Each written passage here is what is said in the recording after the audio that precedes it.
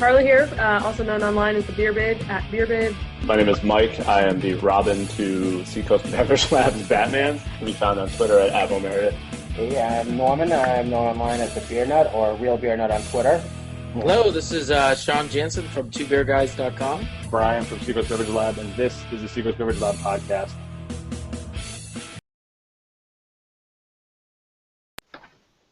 Hey, what's going on, everybody? We are live Monday, September 30th, last day of September here, episode number 53 of the Seacoast Beverage Lab podcast, and we have a very special guest to get to in a second. Thanks for watching. Tell a friend, sblpodcast.com. From here on out, you know where to go. Chat room's wide open. Get the questions over to Sean Jansen, and I'm drinking the High Lie by Cigar City, and don't freak out. It's not being distributed in New Hampshire. So no, New Hampshire's about to burn down because they just saw this can. But and it's I haven't tasted it yet. But I also going to rename it the Heisen beer. For those that watch Breaking Bad, I got the old coaster here. Farewell. Carla, what's up? Hey, Carla Companion here, blogger for thebeerbabe.com and the Portland Press Herald. I am not drinking a High Lie, and it makes me sad, but it's my own fault for traveling to New York for the weekend and not being able to make the beer hookup happen. But I am drinking a Uinta Pumpkin, which I picked up the other day. So I figured at least if it's turning into October, I can thoroughly enjoy all my pumpkin beers now. So. It is the season, and it looks like Sean's holding up. If you watch the video, Sean's holding up your prepackaged beer coming at you. I'll get it sometime soon. Pull a Doug. I'm sitting right here on my coffee table waiting for you, Carla. He'll marry that thing over to Carla. Mike, what's happening, man? Not too much. Mike Meredith here, at Mo Meredith on Twitter, and tonight I am drinking also a High Lie IPA from Cigar City. Many thanks to Sean for meeting me in the Cappy's parking lot yesterday. It's the best Craigslist deal ever. Norm, what's going on? Not much. Norman Miller, the Beer Nut from Metro West Daily News, at Real Beer Nut on Twitter, and I'm drinking a Cigar City Hotter Than Hells. And again, thanks for Sean meeting me in a gas station parking lot tomorrow. Man, he's just got a better deal. A drug deal on the side of the road. Yep. He's just creeping his way up the coast. And so we are welcoming very special guests. We have Joe and Wayne, CEO and brewmaster of Cigar City Brewing out of Tampa, Florida. How's it going, guys? We'll start with Joe. What's going on, Joe? It's going good. Thanks for having us on. What are you drinking? Oh, yes, I forgot about that. I'm also drinking High Lie IPA. I actually just got done drinking a new beer that hasn't been released yet called Hopped on the High Seas. And where I should be packaging it tomorrow. It was a beer we actually brewed in Puerto Rico, shipped back bulk in a refrigerated container, and we actually dry hopped it with 165 pounds of Simcoe. And like I am with all of our beers, it's my new favorite. Oh, nice. And Wayne, how's it going? Doing well. You got a beer in hand? Yeah, actually, High Lie. Nice. Imagine that. Perfect. And Sean Jansen, I'm so sorry. Skipped right over you because I'm not used to having so many. Skip over me. Anyway, so I do have a couple little screens here. That's my bad. I have a High Lie IPA. I also have a Florida Cracker Belgian-style white ale. Looks like Sean's hoarding a lot. Well, you got to remember, I went down there in June, and so I actually bought beer and brought it back in my suitcase. Oh, nice. And a seasonal beer, the Good Gourd ale with pumpkin and spices added. Coming in hot at a big 8.5. Hey, not too shabby. Not too hot, huh? Good Gourd. Well, again, if you guys are watching live, we got 6 viewers live right now and climbing. Don't kid yourself. Ask us questions. Sean's running the chat room, and we're going to get right to it. So I guess we can start with Joe. Obviously, there's a lot of people in New England that are sad they can't readily get your beer. Would you mind telling us the story, how Cigar City got started? Yeah, I mean, it really kind of grew out of me sort of being very jealous of the beer scenes around the country, and wanting to have some of the world-class breweries that I saw in other places and I would visit. And I kind of was just wondering why it hadn't happened, so I sort of started developing a business plan that really just sort of grew out of trying to answer the question of how come anyone hasn't done this? Is the equipment too expensive. The ingredients too hard to get. Pardon me. In asking those questions and sort of answering them and doing the research, I sort of developed a business plan out of that. But my goal really was to convince someone else to start a brewery, and then I was going to go work for them because I didn't really want to do it on my own. But it never happened, and eventually I just I decided to figure out a way to make it happen, and that's what grew into be Cigar City Brewing. Nice. And is that where Wayne came in? Wayne came in shortly after. I mean, there was no equipment when Wayne moved down. Me and Wayne just sort of collectively acted as the general contractor for the build out, and there was a lot we didn't know, which was probably a good thing because if we had known, we probably wouldn't have done it. So our lack of knowledge about that side of building it out from the ground up was probably turned out to be a good thing all in all. But yeah, he started very early, and it was really just me and Wayne for a year or more. Nice. And Wayne, how about a little background on how you got started into brewing? I started home brewing in the early to mid '90s, and just decided that's what I wanted to do for a living, and came across a very patient commercial brewer who didn't mind letting me aggravate him while he was working. And after a while, after he heard the way that I talked about beer and how much I wanted to pursue it as a career, he humored me and gave me a chance. And after I started at my first job, which is a small brew pub in Dothan, Alabama, I just never looked back, and I just kept moving forward and wanting to improve my work and learn more about beer, and here I am now. Nice. And I guess a good question would be, what was the Cigar City's flagship beers? What did you guys start out with? We started out with Maduro Brown Ale and High. Maduro was the first beer that we brewed on a commercial scale, and then I guess High would be the second one. And both of those concepts actually were concepts that I've been developing since probably 2000 or maybe a little bit before, and they just sort of evolved into what they are today now with Cigar City Brewing. Normie? Yeah, I'm just curious about your. Obviously, we're up in New England. We don't get your beers, so maybe you could talk about like where you guys distribute to, and are there any plans to expand beyond where you already distribute to? Currently, we're just in Florida, but we are going to be sending beer pretty soon. Before that, we were in New York City, Philadelphia, Richmond, Virginia, Georgia briefly, and Alabama. The plan is to go back into those markets as soon as we have enough beer. Fortunately, we have enough beer now. We've just completed a fairly large expansion, so we're going to be sending some beer back into the Northeast, New York City, Philadelphia first, followed by Georgia, Richmond, and other areas as we can keep up. We can't commit and say that definitely there'll be 100% availability in the pipeline, but there's going to be beer available for the first time in probably well over a year outside of Florida. Yeah, cool. Awesome.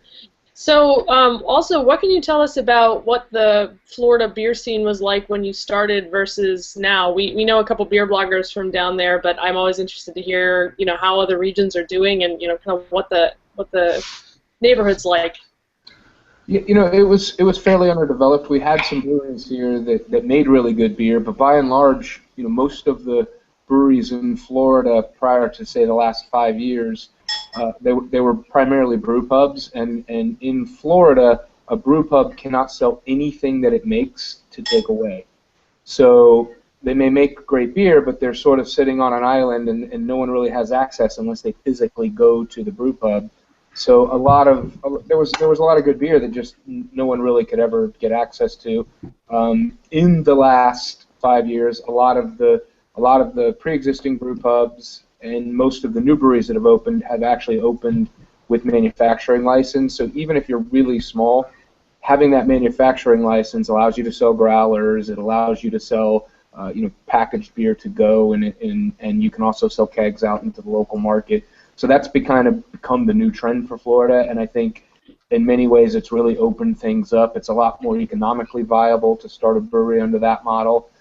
Brew pubs are actually quite expensive to open because of the kitchen side of things, and obviously a very large manufacturing brewery is not something you're going to do with just a little bit of coin. So that smaller model has allowed a lot of breweries to come in and sort of grow out of that. You've seen Funky Buddha down in South Florida. They started with sort of the nano model and have been able to grow into a production brewery. Seventh Son over in Dunedin, where Wayne lives, is making really good beer, and they've been able to grow out of that smaller production model. So I think that's the trend that we have now. You go back 5 years ago, there wasn't a lot of variety, period, and I think one of the reasons was that lack of profitability in the way the business model was. Now you operate out of you have a brew pub as well, or am I? Yeah, the brew pub actually came after the production brewery. Believe it or not, it really is a little bit cheaper to start a production brewery than a brew pub, just from a labor standpoint and the food side of things. Anyone who's ever been in the restaurant business knows that can be a tough road to hoe. So the brew pub, it came in the last, I'd say, 4 or 5 months. We haven't been operating that long. Yeah. And do you kind of put special beers on tap, that kind of thing? We have a 3-barrel brew house at the brew pub, and so we have 2 7-barrel fermenters, so we double batch into those 7-barrel fermenters. And then the beer that's made at the brew pub is exclusive to the brew pub. Great. One of our brewers, our lead brewer here, Tim Ogden, left the production brewery and went down to the brew pub, and so he's the head brewer down there. Cool. You mentioned that there were laws that were preventing certain types of on-premise or off-premise sales. Has that changed? Is there any legislation coming your way that's going to make any of that easier, or what's happening legally down there? We've had a lot of that up here too. The laws actually haven't changed. It was just something that no one was really exploiting. Dunedin Brewery, which is the first brewery job I got, was doing sales for Dunedin. They were the first to really exploit it. They were strictly a distributing brewery, and Michael Bryant just said, no, according to the way this law reads, I can have a tasting room. And he went out on a limb, and he did it, and I saw that happen, and I felt, it's doable. It can happen. So taking a lead from Michael Bryant, I decided if we opened, we were going to open, we opened with a 15-barrel system. We had 75 barrels of total capacity. When I think about where we're at now, it kind of makes me chuckle. So we had 75 barrels of total capacity, but we knew we couldn't sell that much beer on site, so we needed to be able to have some off-site distribution as well as the on-site. So I made the decision that the way that it works is if you're a brew pub, you only pay $500 a year for your license. If you're a production brewer, you pay $3,000. Now that $2,500 may not seem like a huge amount of money, and in the grand scheme of brewery production, it's not. But when you're brand new and starting out, especially if you're starting out with a smaller system, it's a big chunk of change. Mm-hmm. And so for us, we just decided, look, we need to have the other avenues to get the beer out. So we decided to go manufacturing, which allow us to have a tasting room.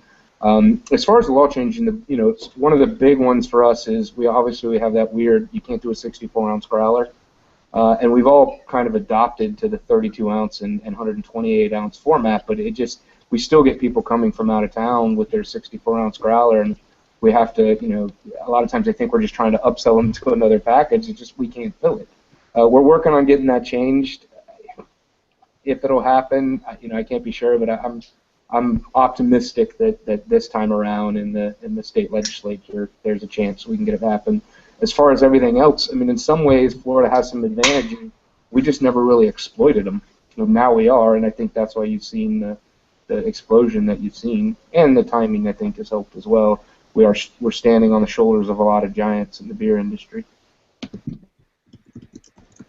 Now, Joey, I think one of the interesting things is back in about July of 2008, you went around and you were emailing a couple people and saying, "Hey, we're starting a brewery and we're making a list. We're actually going to share our journey with everybody." And I thought that was one of the cool things. And twobeerguys.com really adopted that from the beginning, and we followed you at every step with when you were building this and cutting into the floors and or pouring concrete.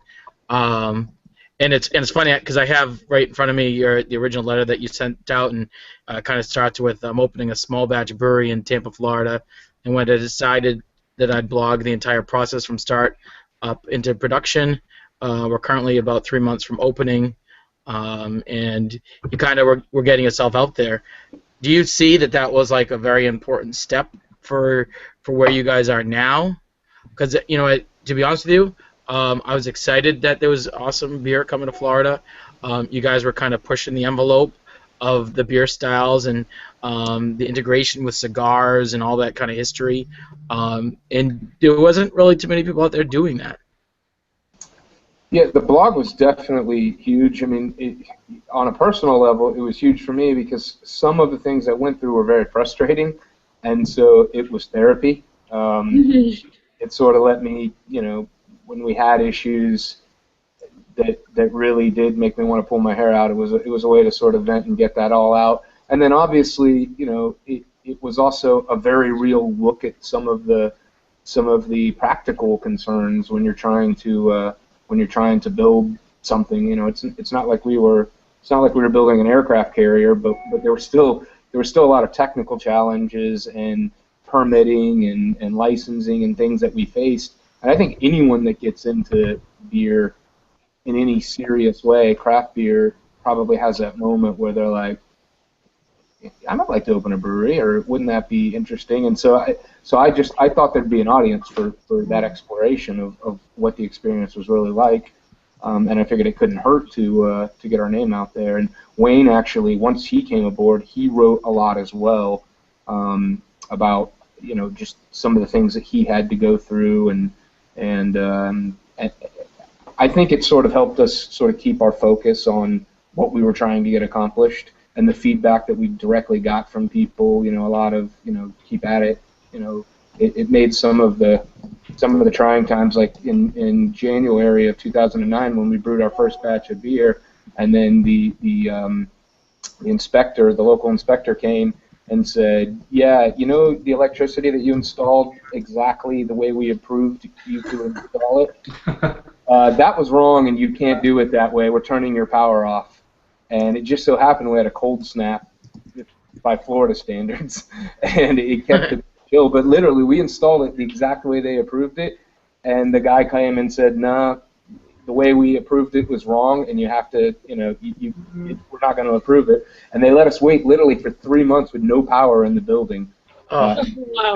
Yeah, and then they came back. I guess it was the guy's boss that approved it. Anyway, so they finally came back and said, all right, you don't have to change anything, and they just turned the power on. So they just let us sit for 3 months. Wow. All that capital layout and everything. And so having the blog kind of in some ways was therapy, cheap therapy. That, and you also at one point had some problem with your neighbors too, right? Or yeah, when we were trying to get wet zoning, because we were approved to manufacture beer. We're in an industrial area, although we do have neighbors very close. I mean, right across the street from us. But exceptions are granted for alcohol consumption all the time. It's usually sort of on a preliminary basis. They look at it, you don't get any complaints, and then you get your wet zoning. But I guess we were sort of treated as a special case, and there was a lot of contention over it. We ended up having to go back several times. We did finally get it, and now we actually have really good relationships with our neighbors. I think I think in some ways it was sort of cultural. They just assumed alcohol sales would create a lot of problems, and now they've sort of seen us operate. They've seen the what we are, the impact that we have on the neighborhood, and now things are good. But yeah, it was definitely a scary time because we had a lot invested and we had a lot of employees, and that was their only job, was working the tasting. Now we actually fund a scholarship for one of the local neighborhoods, and I don't know, we have more of a relationship with him now. So things are changing, and I guess a lot of people are really don't like change. I'm one of them, so I can understand that. Yeah. No, but yeah, things are much better now, and I think they've just seen we've become a part of the neighborhood, not just something that sort of got foisted on them. Awesome. Nice. So yeah, I have a quick question about Highlight.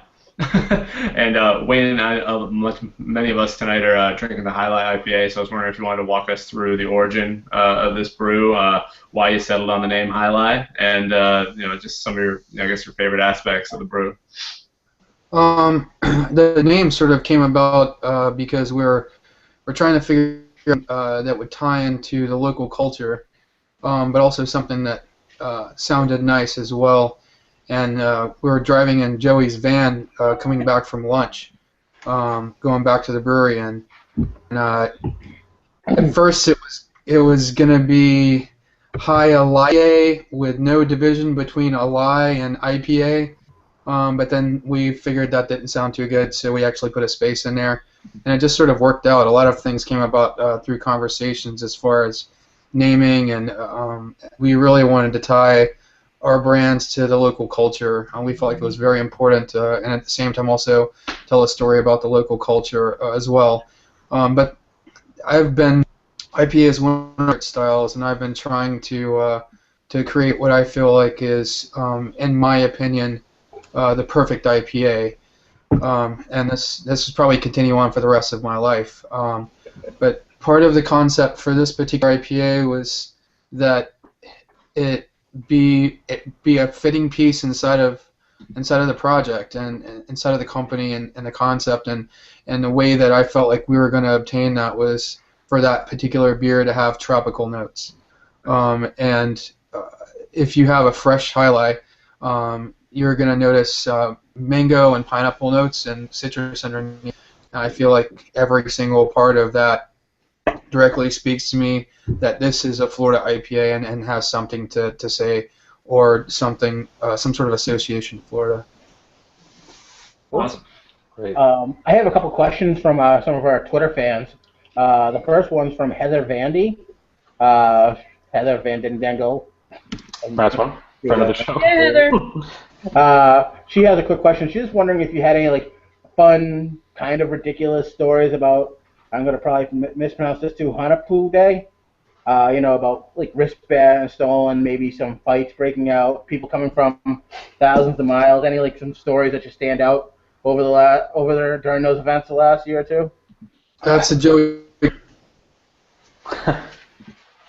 What? I think that's a Joey question. Yeah.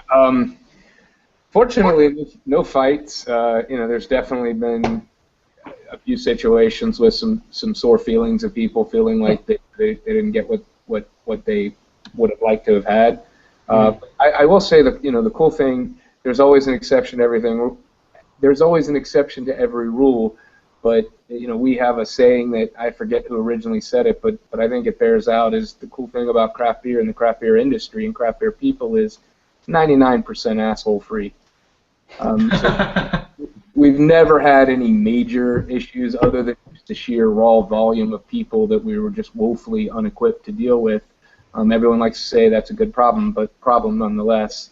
We're worried about this coming year, what we're going to have to do to have our little party, but also make it manageable for people. I think, being a beer geek myself before I had the brewery, in fact, I had actually met Wayne before I knew, before I was interviewing him for the job, because I'd actually gone up for the Sexual Chocolate release at Foothills where Wayne used to brew, and he just happened to be working that day, processing people coming in. So I'm a beer geek. I go to things like that, and I don't like to fight huge lines either. Yeah. Did you have anyone come from thousands of miles away that just totally blew your mind when you found out hey, I came from Vancouver for this? Yeah, we had, sometimes it's hard to tell, where we've had people tell us, oh, I came for this, but, we've literally had people from overseas, but is it, well, I'll go to Florida too. It's hard to, it's hard to say what like did you really come just for this, or did you come and I'll go visit Florida and I'll go during this.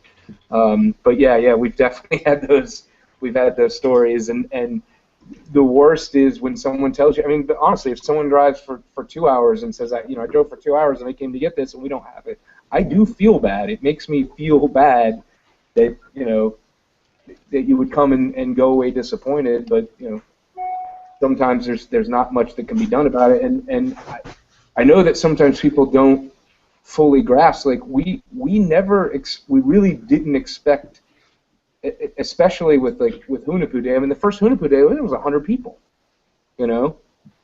So I didn't expect it to go from 100 to 30. Just so the people that haven't been down there, can you explain what the beer is and what the event is, just to let some people know? Yeah, I'll let Wayne talk about the beer. Oh. I think he's frozen. Oh. So how about talking about the day first? How about talk about the day and maybe like the $200,000 it made this past year? Wow. I don't know. I could do the math real quick. That was the approximately $200,000. That's what it was said in one of the Beer Pulse posts. Beer Pulse. So anyway, yeah, the event is the one day that we released the beer, and we were definitely taking a nod from some of the other days like Dark Lord Day. But if you think about it, the reason that's done is you don't want to brew a beer like that all the time. It is a grueling beer to brew, and your brewers will start rioting on you if you're trying to do 28 plus Plato beers all the time. It's taxing. So it's manageable if we do it once or twice a year. But we always get the question, if it's so popular, why don't you brew it more? Because from a profitability standpoint, it is profitable if you focus on doing it once a year and you sort of plan for the brewing. But brewing that beer all the time, it would be I don't even logistically I don't even know how you would go about trying to brew thousands of barrels of that beer. I think the large you hire a bunch of robots. First thing you do is you hire a bunch of robots. Or you get a very audited brewery, because people will not continue to work for you if you make. To put it politely, it's a pain in the ass to make.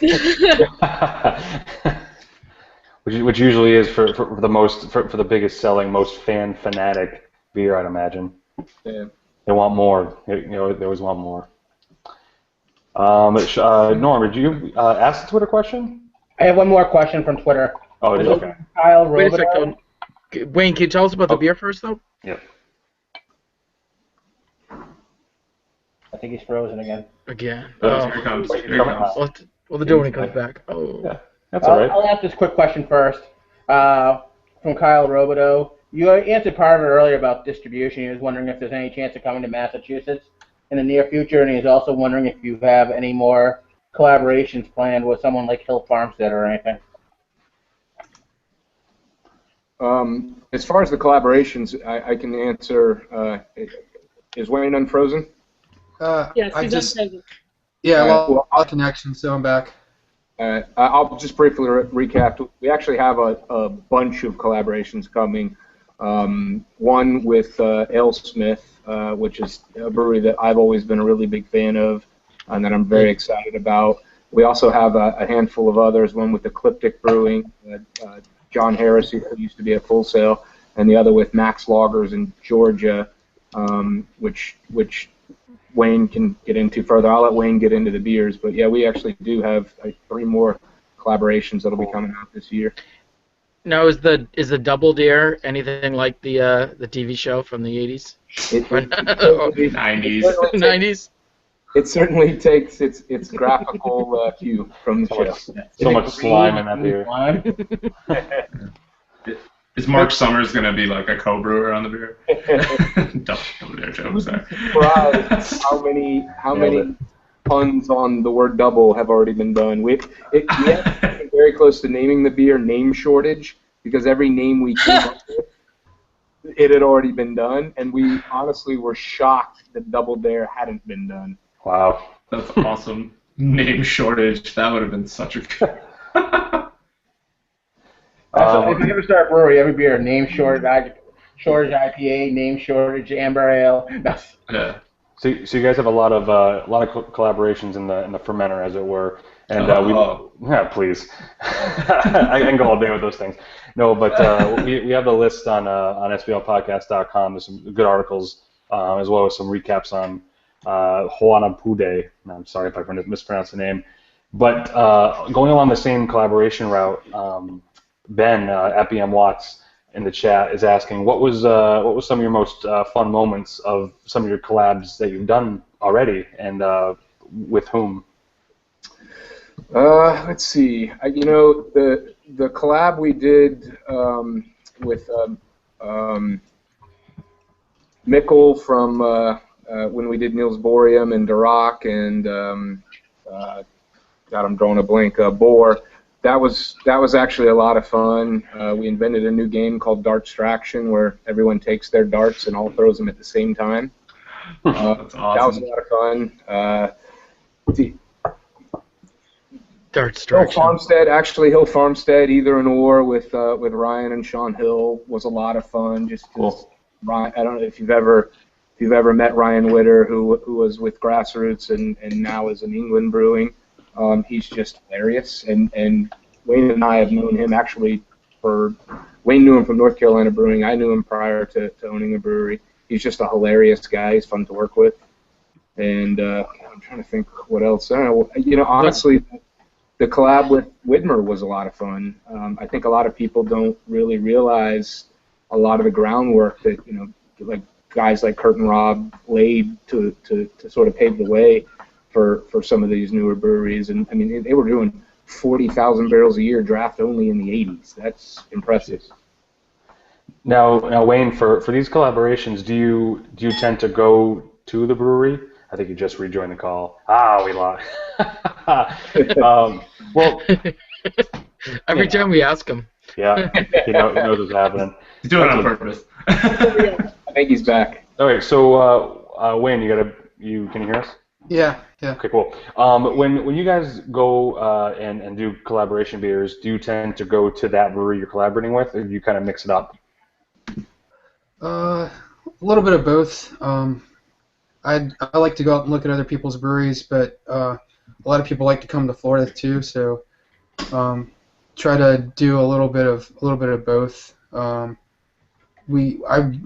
actually went outside of the country twice this year, and that was just for me. Actually, I've done more traveling this year than I think I have in my entire life, which I really enjoy, and it's been good. I learned a great deal this year.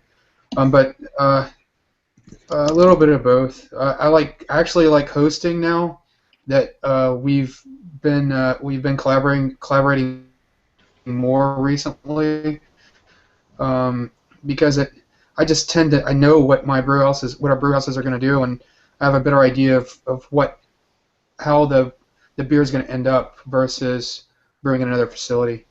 I don't know. I prefer to play at home, but I like to go out. Makes sense. And check out other people's things. Nice. Normie. Yeah, I'm just pulling this out, but right now I'm just trying to remember. But didn't you guys do a collaboration with a Belgian brewery this year or late last year that there was like a coconut triple? The Proof. Yeah. That was a fantastic beer. I got a chance to try it a couple months ago. I just couldn't. I was wondering how that came about, because that doesn't seem like a natural ingredient to use in Belgian-style ales. Yeah, it's funny that you tried it a few months ago. We just got it. Yeah, it was through the Rare Beer Club, the Michael Jackson Rare Beer Club. Pardon? Someone from the Michael Jackson Rare Beer Club that brought it to an event. You guys are going to have to... Say it one more time, Wayne. Sounds great. You got beer with me. I keep going out. Well, I can hear. Wayne sounds like he has an auto tuner on. Yeah. It's cool sometimes. I just keep... Well, we can segue quick to, I think, Carla Yeah, so I had a question, and I kind of wanted both of you guys to answer it if we can maintain that. But there's a question from Twitter from Justin Viceroy of Twitter, and he says, "What do each of you feel is wrong and right with craft beer these days?" So basically, your perspective on the industry right now. I'd say right is the overall quality. Most of the beer that's coming out from at least the production size breweries, I'd say that the quality level is very high right now. I think wrong is it really depends on the point of view you're looking at. I think in some ways it sort of works both ways. We get feedback from sort of beer observers, and so we tend to move in one direction. So oh, the beers are too high gravity, so let's all make session beers. And if you look around, especially if you look around the world, different breweries specialize in different things. I think we sort of specialize in not specializing. We just do a little bit of everything, and I think for us that comes from not having an indigenous scene that you would say, okay, well, they sort of fit into that slot, so we're going to do these kind of beers, and those guys across the street, they're doing that, so this is what we're going to be. You go to other places that have these robust craft beer scenes, they sort of collectively build what the beer of that city is. Yeah. We didn't have that here. We're starting to develop it, but we didn't have it in the past. But if you go around, you go to Germany, you go to Belgium, different breweries specialize in different things, and they each put their own spin on it. So, if one brewery, that's all they really do is high gravity, like that doesn't bother me. I know where to go to get a session beer. I don't think everyone has to have a session beer, nor does everyone have to have a high gravity beer. And I think that sort of push that every brewery has to fit into whatever the latest trend is, they can or they can't. I mean, if it's something you want to explore, explore it. If it's not, don't worry about it. And I don't think breweries should be, be given an X in the column because they don't necessarily do a beer in a style that everyone or everyone likes this week. I've been a beer geek for long enough to have seen it sort of ebb and flow. I started drinking craft beer in the early 90s, and it was a very different scene then. If I saw a Beto Turbo Dog, I got really freaking excited because the alternative was definitely the mass-produced lagers. I used to, if I saw an Anchor or a Sierra Nevada or a Rhino Chasers or a Burke Grants, like that was really, really cool to me. And not that there's anything wrong with those beers today. There's still excellent beer being made by some of the old guard breweries.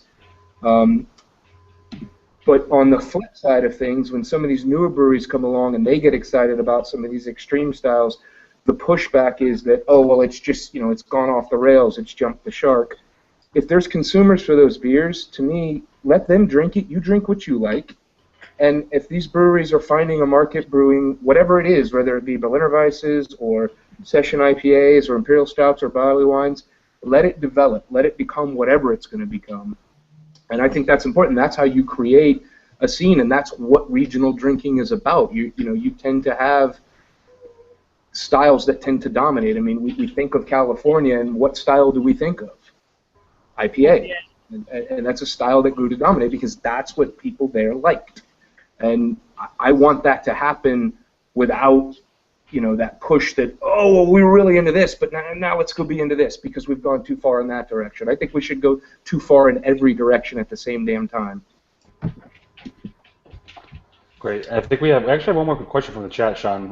Do you want to rattle that off, and then we'll do a couple more real quick? Yeah, just a quick question from the chat was, there's a lot of social media sites out there, rating sites, and do you guys follow any of the ones, and do you actually care what people write?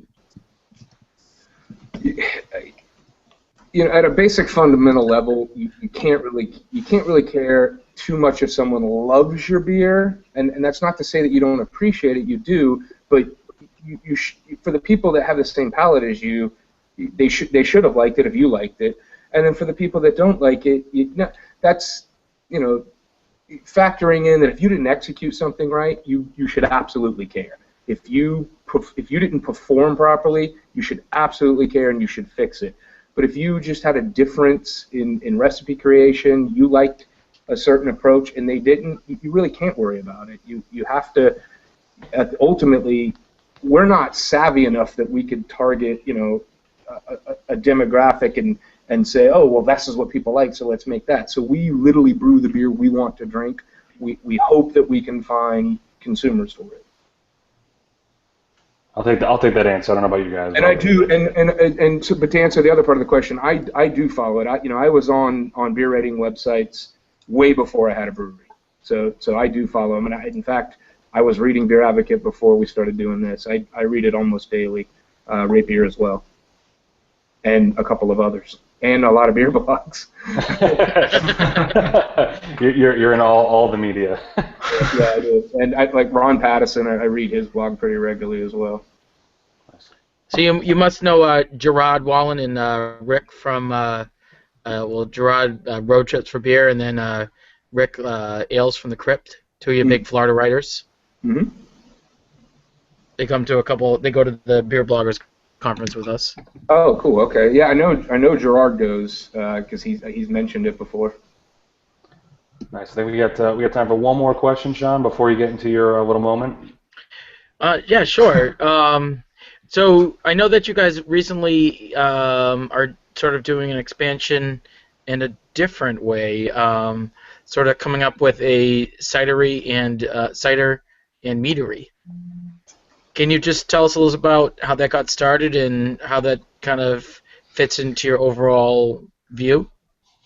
That it really started as a side project, kind of, and it's a little. There's a lot more people involved in the cider and mead company than just the brewery as far as an ownership group. Wayne's actually a partial owner, and some other people that work for Cigar City Brewing are also partial owners. It really started, ultimately, the mead side of things is what was attractive to me, and we actually haven't produced any mead yet because we're still trying to find our own space where we can control the process. Inherently, I'm never going to be able to make an all Florida produced beer. Just can't do it. I can't grow barley and hops here in enough, barley at all, probably hops in enough quantity to actually make a beer. But we could make a true Florida-made mead. And that was one of the things. And then also on the cider thing, it's just, it's a product that I felt like that we could produce and produce well. And it was a nice compliment, especially, you come to the tasting room and we literally only offer beer. It was a nice compliment to be able to say, oh, look, this is a cider that we made as well. And it's become a very big seller. I mean, it's up there with some of our cores as far as on-premise. And then, Wayne has made meads in the past, so I'm kind of looking forward to when we can sort of go off and sort of turn off our Cigar City beer brewing brains and go play around with mead and hopefully kind of get back to those early days like we were with the brewery and just sort of have fun creating some things. Nice. Oh, that's pretty cool. Are there actually natively grown apples in Florida? Well, you can get anything to grow anywhere if you put it to it, but no, there's not a significant amount of apples. We get, like most cideries, we actually get our apples from anywhere we can get them within the specs of what we want. Well, I'll tell you this, we'll trade you apples for beer. Okay. Yeah, apple crafts up the road. Yeah. Well, we're gonna wrap up the show right now, but usually what we do, Wayne, is we like to ask the brewers a little question. Sean likes to call his moment of zen, which we don't steal from any show or anything. But Sean, why don't you take it away? Yeah, and as you sort of mentioned it earlier, even from when you guys started, there was probably people that you guys reached out to for advice, and there's a lot of breweries in the making right now, and a lot of people that see this as a very attractive industry to be in because, like you mentioned, that 99% of the people are all good people to be out there. But for anyone that would come to you tomorrow and say, I'm going to start a brewery, and do you have any advice for me, what would you tell them as your advice? Man, it all depends on which kind of approach you're taking on this. If I'm talking to someone who's experienced, then it's all about the raw material pipeline, because they probably already know how to make good beer. And if I'm talking to someone who, once again, I guess who's not experienced, then I would say one of the main things you need to focus on is making something unique for the market, not just copycatting something just to have something on the market. First of all, it really bores the consumer, and I think it absolutely bores any creative brewer to death.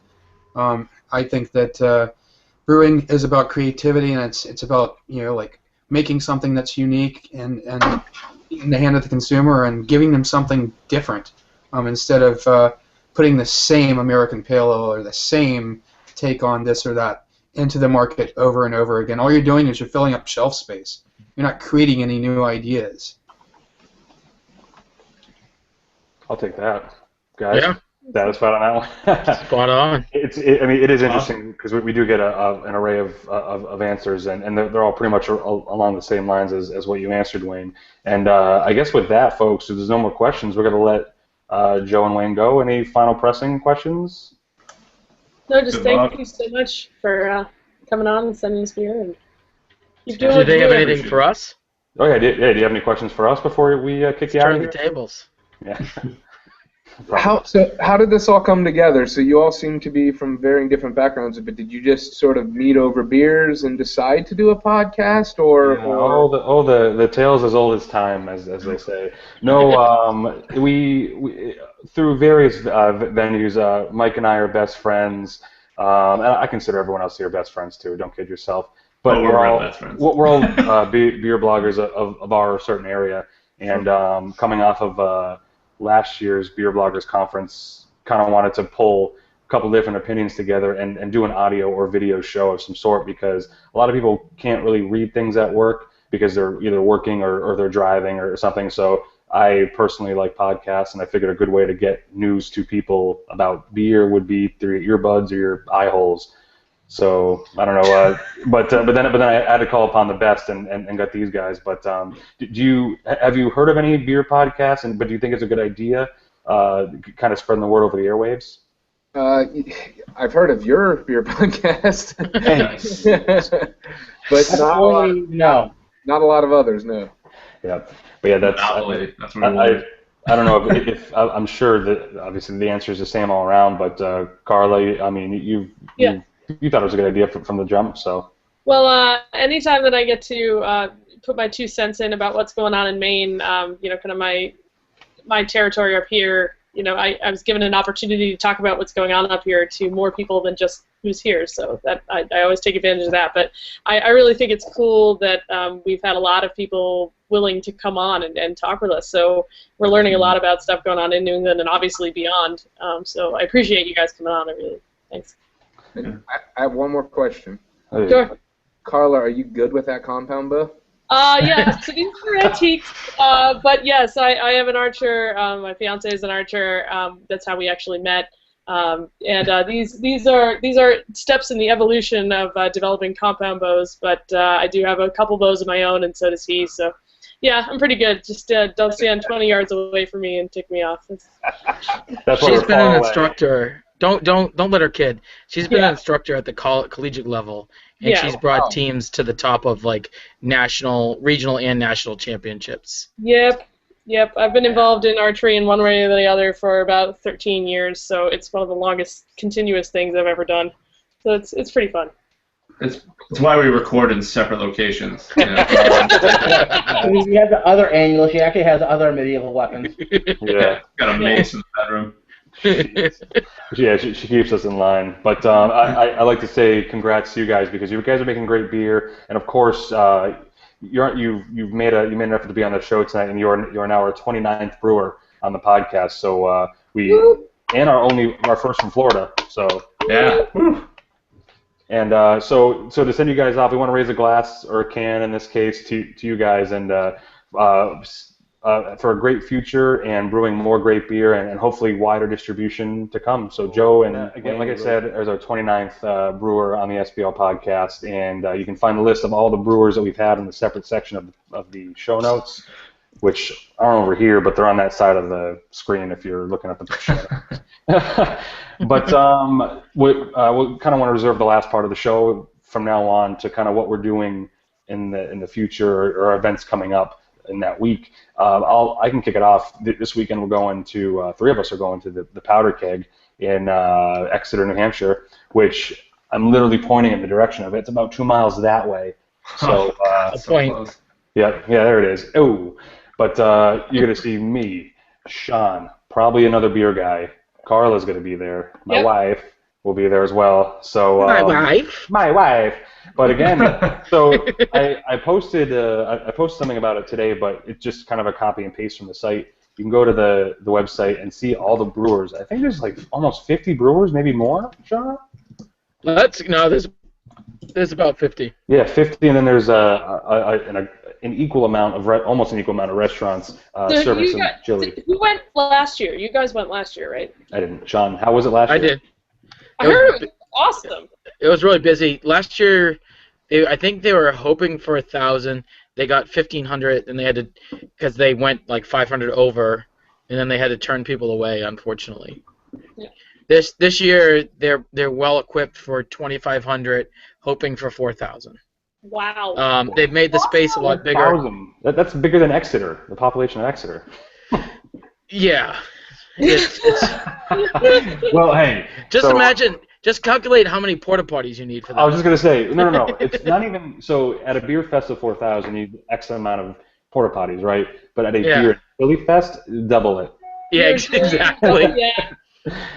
You need to wait for the dust to settle before you go back in. Yeah. Yes. And so there'll be a lot of dusting going on, and no one look at me because I'm going to be, a good guy and just kind of. But yeah, there's a lot of good brewers. A lot of New Hampshire ones you can think of. Rare ones like Prodigal will be there. They rarely make an appearance, but when they do, they come out full force. I know the ladies of Throwback could be there. Great Rhythm. I got the list, Brian. If you want me to do like a Micro Machines top to bottom. Do it. Do like the end of those lawyer commercials. I don't know. Really quick. We have a Blue Hills Brewery, Henniker Brewing, Wells and Young Brewery, St. Ambrose, Green Goblin Cider, Zinging Beer, Winterwood Brewery, Riche Cochon, Angry Orchard Heart Cider, Mission Beer, Grady's McDuff's, Baxter Brewing Company, Sebago Brewing Company. Ooh, Baxter Brewing Company, first time coming to New Hampshire. Founders Brewing Company, Red Hook Brewing Company, 603 Brewery, Vermont Hard Cider, Rising Tide Brewing, Uenta Brewing, Wachusett Brewing Company, Widmer Brewing Company, Kona Brewing Company, North Coast Brewing Company, Goose Island, Omegang, Oscar Blues. The Holy Grail will be there. Fatty Bam Kids, Unibrew, The Prodigal Brewing at Misty Mountain Farm, Blue Point Brewing Company, Firestone Walker, Green Flash, Mayflower, Magic Hat, Berkshire Brewing, Six Point Brewing, Newburyport Brewing Company, first time in New Hampshire, Crazy Mountain Brewing Company, Brooklyn Brewery, Earth Eagle Brewing, Woodstock Inn Brewery, Tuckerman's Brewing Company, Throwback Brewery, The Traveler Beer Company, Smutty Nose Brewing, Shipyard Brewing, Long Trail, Sam Allen, Speak Organic, Narragansett, Millie's Tavern, Lagunitas Brewing Company, Harpoon Brewing Company, Great Rhythm Brewing Company, Blue Lobster Brewing Company. And that's it. All cards on sale. Nice. And segue, Blue Lobster is releasing their collaboration that they did with Prairie Artisan Ales this Friday. So 2-bottle limit, go check that out because Prairie from Oklahoma makes some of the best beer around. Okay. Blue Lobster makes some of the best beer in New Hampshire, period. So this is going to be awesome, so you should definitely go get some. It's called Little Lobster on the Prairie, and the label is adorable. I have a wedding to go to on Friday, so I'm going to have to get it. So I'll have to probably go in on Thursday and say, yo, Dave, here's some I know money. you got it in the back. Yeah, I know it's right there. Guest number 01 right there. Is it really their, but is it their first bottling? Yes. Yes. Well, I think it's growlers before that. I don't know if they've official. Do you call growlers bottles? There are three bottle releases that they're doing, and this I think is the first of the three. So they're doing the Prairie collaboration, an anniversary beer, and their Berliner Weiss with plums and blueberries. So this just happens to be, I think, the very first one of those three that's being released. But this is the one that you should go stand in line for. To do that. Wait a second. And I was wondering why Norm was being a little quiet. He's got a tidbit of news he's about to drop on us right now, right, Normie? What, me? Yeah, you've been sitting there twiddling your thumbs. Yeah, Wormtown brewery, as you know, is brewing a beer called Norm. And next Tuesday, the Babes from are hosting the release party of the Beer bottles. Enthusiast Society. Yes, they're hosting the bottle release party next Tuesday at Peppercorns in Worcester from 6 to 8 p.m. So I'll be there drinking lots of Norm. Are they hosting or hoisting? They'll be hoisting while they host. Ooh. Didn't land. So Did you say? come down, except for Mike, and have a couple chocolate coconut stouts. It's a fantastic beer. I've had it on draft a few times, but this is the first time it'll be in bottles, and it really is really good. You will absolutely see me there, Norman. Awesome. Can't wait. Rub your head for luck. Oh, thanks. Anyway, I'm just going to mention, it, Brian, if it's okay, a couple of things that are actually happening this weekend. Nope. Go ahead. Boop, boop. No. I don't know if anyone saw it on the TV, but the Mohegan Sun's having their Sun Brew Fest. That's been pretty big the last couple of years. Along with, isn't this the weekend of like the Harpoon Oktoberfest? Yes, it is. Oh, is Come it? on. Yeah. Wait, Friday Will, and you're the one Saturday. who's supposed to keep us informed about that. Yes. Yeah, I was going to, but then Sean stepped in. Oh, sorry, I didn't mean to steal your thunder. That's the Dude, I'm annual. so excited. The 100 Barrel series that they're releasing at the Oktoberfest, that they're going to have on draft at the Oktoberfest, is a Saison. It's Saison a Saison Various. Various. Yeah. Oh, that's awesome. I'm so excited. I'm very excited. As a The Saison fan, Various is fantastic. Awesome. I can't wait. I read that today at lunch, and I was very excited. Awesome. What else we got going on this weekend? Anything? Is I this? have one more thing, actually. Hit it, Normie. Tomorrow, I'll be at Wellesley Books, taking part in a talk about New England beer and Oktoberfest beer and signing copies of my book. They'll have samples from Blue Hills Brewery, and L Knife is bringing a bunch of New England beers to sample. Nice. $5, you get to come in, drink all the beer you want, listen to the talk, and then buy the book, and I'll even sign it for you. So Nice. come on down tomorrow. All the beer you can drink for $5. I'm in. On a Tuesday, no less. I guess if no one else has any events coming up this week, we can go quickly to the guests.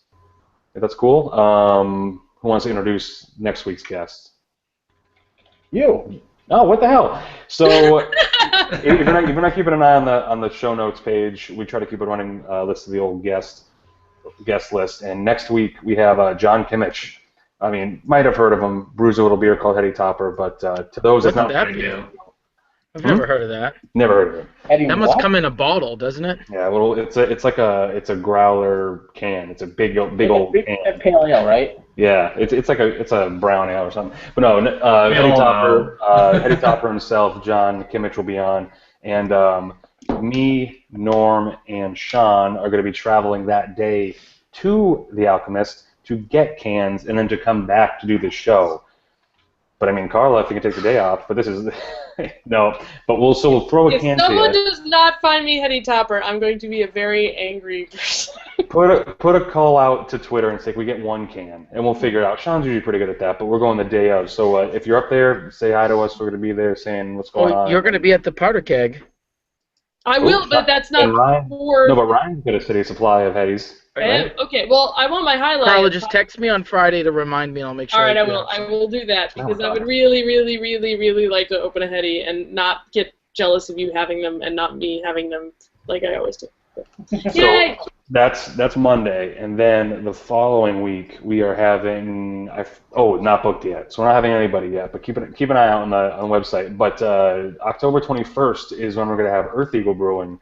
Geez, it's been a while, Yay! right, folks? We've been talking about them for a while. It's about time to have them on the show. So Alex and Butch will be on the show, and we're working on a lot of other ones too. And I think we're almost booked through November. So keep an eye on the website, and as always, hashtag that with SBL Podcast, and let us know who you want on the show. And Brian, just to make sure everyone knows, I mean, the following week is pretty big. The Great American Beer Festival starts on the 10th. Oh my God! And then if you're not going to that though, there is the Valley Malt Barley Fest. When's that? Next week? That's the 12th. What? Mark your calendars. Hadley, Mass. Never been so awesome. And a future guest. Yes, yeah, we're working on Valley Malts. I mean, should we say who we're working on, or is that even appropriate? Nah. No. Nah, not appropriate. Way to go, Sean. You ruined it. Sorry. You ruined it. We're not working on anybody. No. Yeah, But this is so- actually the last episode. Thanks. Yeah, it's the last episode. But again, I don't have anything else, you guys, before we close it out. Good. So tell a friend, sblpodcast.com. Really appreciate the support and watching. This is the end of episode 53, and you can recap all the things we talked about today. Who was in the chat room. Shout outs to everybody on the show notes page at sblpodcast.com. Ladies and gentlemen, we did it. Cheers. Cheers. Cheers. Bye. Heisenberg.